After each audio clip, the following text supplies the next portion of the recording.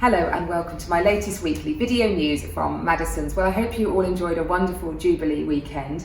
Of course, I spoke last week about the rise in property prices since the Queen came to the throne in 1952. Prices have gone up on average 130 times, so way outperformed the impact of inflation.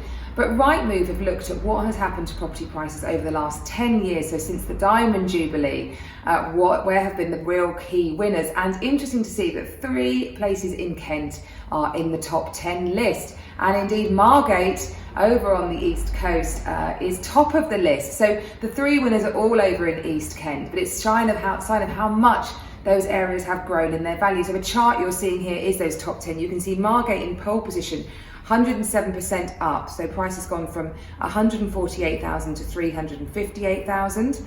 Brislington in Bristol then next, and then we have Dover in Kent. Price is up 101%, so going from 130,000 to 261. Then another area of Bristol, St George's, and then Broadstairs at number 5, up 100%, so going from 240,000 to 481. Margate still represents great value for money. Property prices there are on average £60,000 less than anywhere else in the country, and it's a great area. It's obviously had huge investment in it. The Turner Centre is a real joy. If you haven't been over to Margate, do go and have a look at that. And you've got Dreamland, of course. What's not to love about Dreamland? Transport links to the capital are good. You can be in St Pancras in 90 minutes. And of course you are on the coast. So it's an area that's attracted more tourism due to its investment, and therefore prices tend to rise. And of course Ramsgate, its neighbour, did very well in the previous 10 years. So Margate kind of catching up what's happening on the rest of the East Coast. Yeah, well done East Kent, very proud of you. Virtual tours, there's something that came out during the pandemic. The government guidelines were that your first viewing had to be a virtual viewing where possible, and there became all different ways to do virtual tours. You could have a kind of a Matterport style thing, which is those doll's house models where you click your way around. Some agents just segued together moving pictures of their photos, which I found a bit weird to class that as a virtual tour.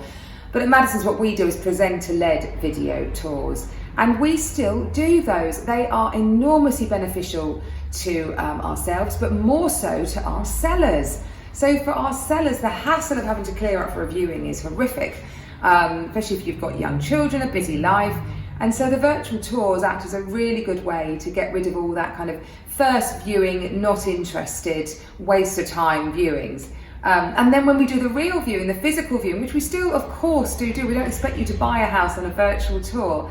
We still do the physical viewing, and we find then that it's like a second viewing and people know what's coming. But I was fascinated to see a piece of research done by Wondome, a kind of prop tech company, which said that only 4% of listings at the moment have a virtual tour on them. Everyone seems to have gone out of the pandemic and just gone back to business as usual before.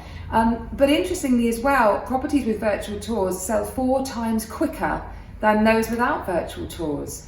I mean, there could be other variables at play there with the agent that you're picking that does a virtual tour. Are they more proactive on other things? But I think probably that is true. You can show people very quickly a really good insight to the property, and then they can come and follow up with a physical viewing if they want to, and hopefully you convert that quicker.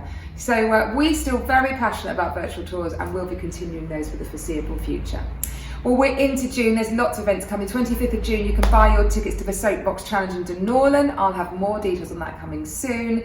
And a great new property that I have listed in Twining Close, so centre of the town. Great to really enjoy everything the town has to offer. It's literally on your doorstep. You're in the heart of the Royal Wells development, but tucked away towards the end of it.